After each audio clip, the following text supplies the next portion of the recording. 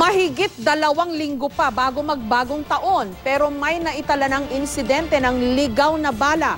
Tumagos ang bala sa isang bahay na katabi lang ng isang presinto ng pulis sa Valenzuela.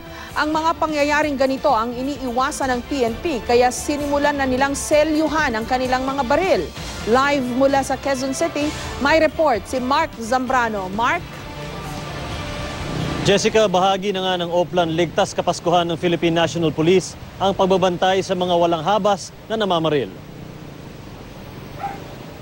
Ilang araw pa bago magpalit ang taon, isang mag-anak na sa Maroles, Valenzuela ang muntik mabiktima ng walang habas sa pagpaputok ng baril.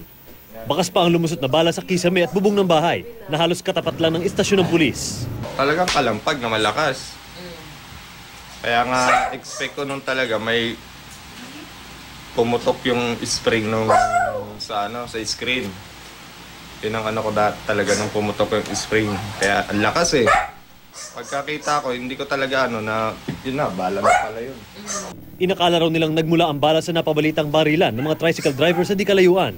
Pero nang tingnan ng blotter, wala namang naitalang insidente ng barilan. Hindi rin daw alam ng mga driver ang sinasabing pamamaril.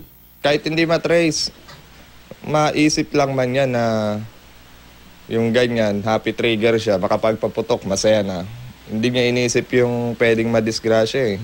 Nasa PNP Crime Lab na ang balang hinihinalang galing sa 9mm na baril. Nakatakda itong isailalim sa ballistic at cross-matching examination. Ang mga pangyayaring ganito ang iniiwasan ng PNP. Kaya tuwing bago magpasko, nagsasagawa ng gun taping sa hanay ng kapulisan. Bahagi ito ng Oplan Ligtas Paskuhan 2015 para masigurong hindi magkakaroon ng indiscriminate firing sa puwersa ng kapulisan. Once na pinutok mo yung baril, yung velocity from the muzzle, pagbabagsak nun, the same, P6 yun eh. Kaya nga may tumatama sa bubong, tama sa baba, tinatamaan yung tao.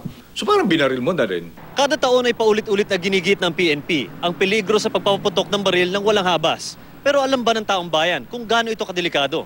Pag yung baril ba nagpaputok ka sa langit, yung bilis ng bala pataas saka yung pababa pareho lang? Sa bilis yung pataas. Ano mas mabilis? Yung pababa. Bakit po? Dahil yung impact ng sa gravity ng lupa. Yung pababa. Pababa? Bakit to? Kasi mabigat yung bala niya. Hindi rin pwede ang pagpapaputok ng baril sa lupa. It is not really safe. Really safe when you fire something on the ground. And of course, it is also a violation of law. Kasong kriminal at administratibo ang maaring kaharapin ng mapapatunayang nagpaputok ng baril, lisensyado man o hindi. Kung ikaw naman ay government official, may administrative ka na, may criminal ka pa. Doble yun. When you commit a violation of law, that is grave misconduct on the part of the police. Kung government official ka, or armed forces, members ng armed forces, basta government official ka. So, kung grave misconduct yun, and it was found out na yun nga ang nagawa mo based on evidence, then you can be dismissed from the service. Jessica, bukod nga doon sa indiscriminate firing, tinututukan din at kasama din dito sa Oplan na Ligtas Kapaskuhan ng PNP. Ito mga nagbebenta at nagmamanufacture ng mga pinagbabawal na paputok. Dahil ayon nga sa PNP ay ganun din kadelikado ang pagbebenta at paggamit ito, lalong-lalo na ngayong holiday season. Jessica? Ulitin nga natin, Mark, kasi importante yun malaman baka pwedeng makonsensya yung mga nagpapaputok ng baril. Hindi porket sa taas mo ipinutok yung baril, walang tatamaan yun dahil mabilis din yung bagsak ng bala. Diba? At yung puwersa niya malakas pa rin. Tama yun, Jessica. 2 punto yung pinoint out kanina nitong ng PNP.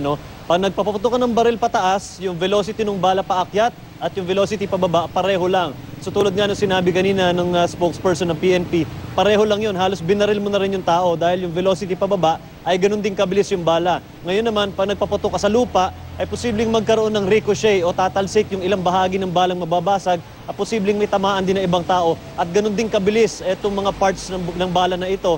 At ganun din kadelikado kahit saan ka magpuputok, sa lupa man o sa semento, Jessica. At saka dapat, hindi naman napakahirap isipin Pag tinignan mo yung mga bubong ng mga bahay natin, di ba? Over 90% o karamihan, yero ang bubong. Ilan lang ba yung gawa sa tisa o yung mga tiles, di ba? Dun pa lang. Bakit po kayo magpapaputok sa ere kung nakikita nyo naman na puro yero yung mga bubong natin? Talagang tatagos yun at may tatamaan. Sana makonsensya sila. Kasi sa pagkakatanda ko, Mark, wala pa ako naalalang mga kaso ng stray bullets fired ng mga minamatay pang mga bata na na-solve hanggang ngayon. Sana naman makonsensya yung mga may barel. Maraming salamat sa iyo, Mark Zambrano.